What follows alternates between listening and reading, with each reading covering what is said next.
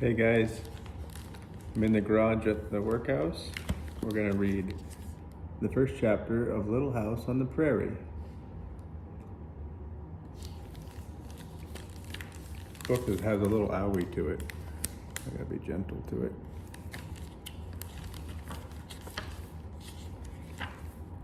Chapter 1 is called Going West.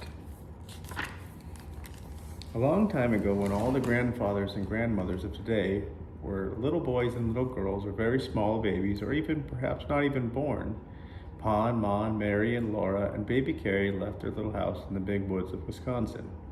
They drove away and left it lonely and empty in the clearing among the big trees, and they never saw that little house again. They were going to the Indian country. Pa said there were too many people in the big woods now. Quite often, Laura heard... let me show you the picture. See the wagon that they're riding in, little doggy behind them. Ringing thud of an axe which was not Pa's axe, or the echo of a shot that did not come from his gun. The path that went by the little house had become a road. Almost every day, Laura and Mary stopped their playing and stared in surprise at a wagon slowly creaking by on that road. Wild animals would not stay in a country where there were so many people. Pa did not like to stay either. He liked a country where the wild animals lived without being afraid. He liked to see the little fawns and their mothers looking at him from the shadowy woods, and the fat, lazy bears eating berries in the wild berry patches. In the long winter evenings, he talked to Ma about the western country. In the west, the land was level and there were no trees. The grass grew thick and high. There the wild animals wandered and fed as though they were in a pasture that stretched much farther than a man could see, and there were no settlers. Only Indians lived there. One day, in the very last of the winter, Pa said to Ma, "Seeing you don't object, I've decided to go see the West. I've had an offer for this place, and we can sell it now for as much as we're ever likely to get. Enough to give us a start in a new country." "Oh, Charles, must we go now?" Ma said. The weather was so cold and the snug house was so comfortable. "If we are going this year, we must go now," said Pa. "We can't get across the Mississippi after the ice breaks." So Pa sold the little house, he sold the cow and calf, and he made hickory bows and fastened them upright to the wagon box. Ma helped him stretch the white canvas over them. In the thin dark before morning, Ma gently shook Mary and Laura till they got up. In firelight and candlelight, she washed and combed them and dressed them warmly. Over their long red flannel underwear, she put wool petticoats and wool dresses and long wool stockings. She put on their coats on them and their rabbit skin hoods and their red yarn mittens. Everything from the little house was in the wagon except the beds and tables and chairs. They did not need to take these because Pa could always make new ones. There was thin snow on the ground. The air, there's just no pictures on that page, was still dark and cold. The bare trees stood up against the frosty stars, but in the east, the sky was pale, and through the gray woods came lanterns with wagons and horses, bringing Grandpa and Grandma and aunts and uncles and cousins. Mary and Laura clung tight to their rag dolls and did not say anything. The cousins stood around and looked at them. Grandma and all the aunts hugged and kissed them and hugged and kissed them again, saying goodbye. Pa hung his gun on the wagon bows inside the wet canvas top, where he could reach it and quickly from the seat. He hung his bullet pouch and powder horn carefully beneath it.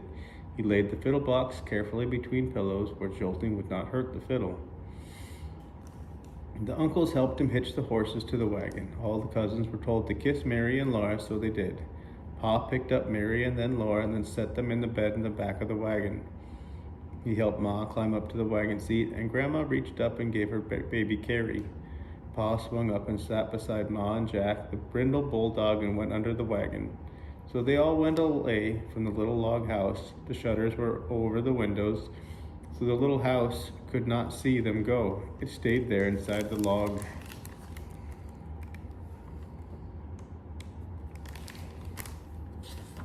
The log fence behind the two big oak trees that in the summertime had made green roofs for Mary and Laura to play under. And that was the last of the little house. Pa promised that when they came to the west, Laura should see a papoose. "What is a papoose?" she asked him, and he said a papoose is a little brown Indian baby. They drove a long way through the snowy woods until they came to the town of Pepin. Mary and Laura had seen it once before, but it looked different now. The door of the store and the doors of the house were all shut. The stumps were covered with snow, and no little children were playing outdoors. Big cords of wood stood among the stumps. Only 2 or 3 men in boots and fur caps and bright plaid coats were to be seen.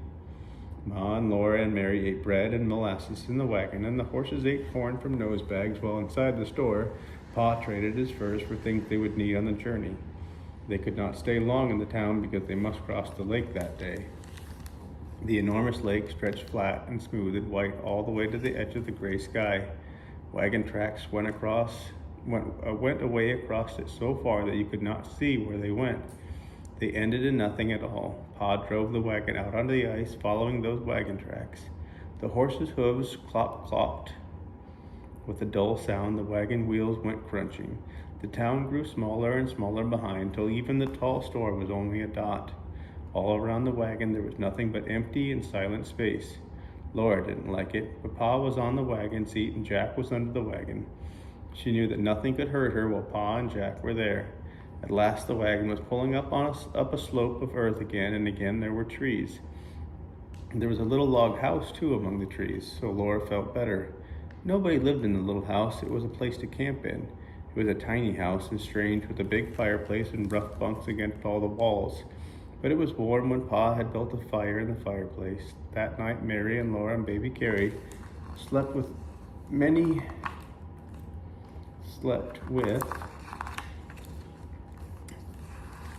pictures on that one, with Ma in a bed made on the floor before the fire, while Pa slept outside in the wagon to guard it and the horses. In the night, a strange noise wakened Laura. It sounded like a shot, but it was sharper and longer than a shot.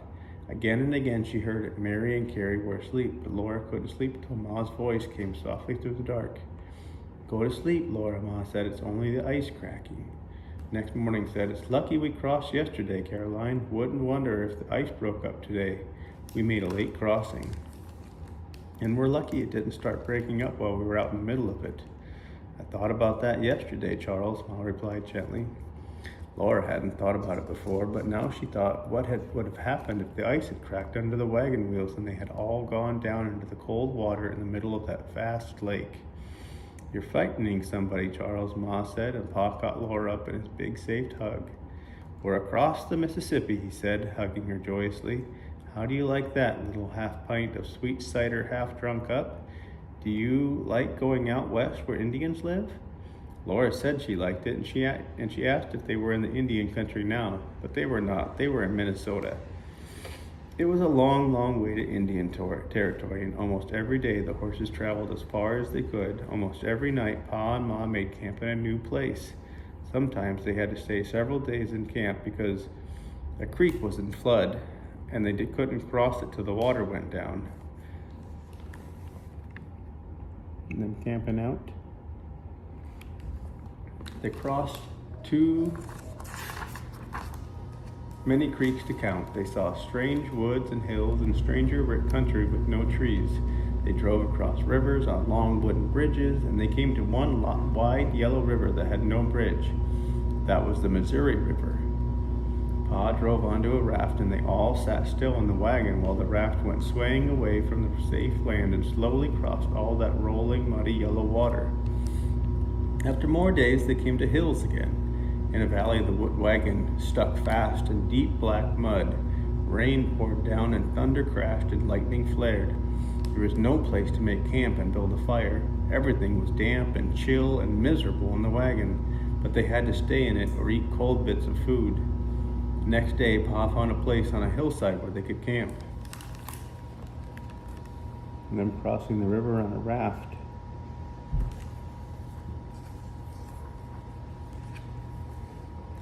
The rain had stopped, but they had to wait a week before the creek went down and the mud dried so that Pa could take the wagon wheels out of it and go on. There's a long chapter, a couple more pages. One day, while they were waiting, a tall, lean man came out of the woods riding a black pony. He and Pa talked a while, and then they went off the woods together, and when they came back, both of them were riding black ponies. Pa had traded the tired brown horses for those ponies. They were beautiful little horses, and Pa said they were not really ponies. They were Western Mustangs. They were strong as mules and gentle as kittens, Pa said. They had large, soft, gentle eyes and long manes and tails and slender legs and feet much smaller and quicker than the feet of the horses in the big woods. When Laura asked what their names were, Pa said that she and Mary could name them. So Mary named one Pet and Laura named the other Patty. When the creek's roar was not so loud and the road was drier, Pa dug the wagon out of the mud. He hitched Pet and Patty to it and they all went on together. They had come in on the covered wagon all the long way from the big woods of Wisconsin, across Minnesota and Iowa and Missouri. All that long way Jack had trotted under the wagon. Now they set out to go across Kansas. Kansas was an endless flat land covered with tall grass blowing in the wind. Day after day they traveled in Kansas and saw nothing but the rippling grass and enormous sky. In a perfect circle, the sky curved down to the level land and the wagon was in the circle's exact middle. All day long, Pet and Patty went forward, trotting and walking and trotting again, but they couldn't get out of the middle of that circle. When the sun went down, the circle was still around them, and the edge of the sky was pink. Then slowly the land became black. The wind made a lonely sound in the grass. The campfire was small and lost in so much space, but large stars hung from the sky, glittering so near that Laura felt she could almost touch them. Next day the land was the same, the sky was the same, the circle did not change. Laura and Mary were tired of them all. There was nothing new to do and nothing new to look at. The bed was made in the back of the wagon and neatly covered with a gray blanket. Laura and Mary sat on it. The canvas sides of the wagon were rolled up and tied so the prairie wind blew in. It whipped Laura's straight brown hair and Mary's golden curls every which way, and the strong light screwed up their eyelids. Sometimes a big jackrabbit bounded in big bounds away over the glowing grass. Jack paid no attention. Poor Jack was tired too, and his paws were sore from traveling so far.